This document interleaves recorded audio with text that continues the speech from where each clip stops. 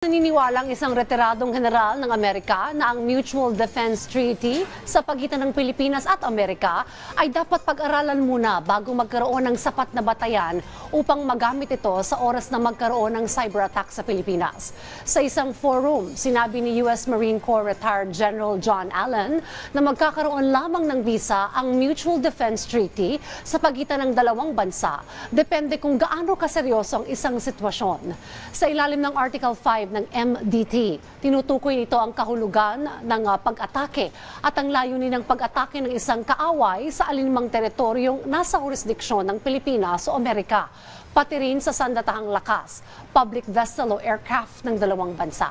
Sinabi rin ni Allen na dapat nang magkaroon ng pag-amyenda sa probisyon ng Mutual Defense Treaty upang umayon rin ito sa pagbabago ng panahon.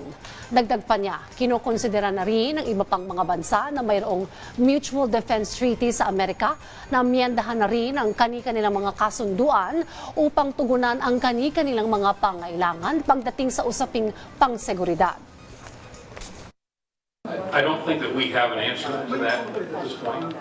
But if you want to look for guidance in where this is going, NATO has determined that there could be a day when, at a particular threshold, a cyber attack, which typically would destroy critical or compromise critical infrastructure or take human life or limb, should it be sufficient, it could be justification to invoke Article 5 of the NATO Treaty.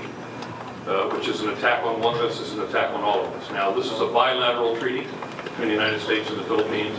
My guess would be that we would have to have the conversation to ensure we understand what the threshold might be of an attack that would be so sufficiently damaging, either to critical infrastructure or the taking of Philippine life, that the United States and the Philippines would mutually defend each other as a result of this attack.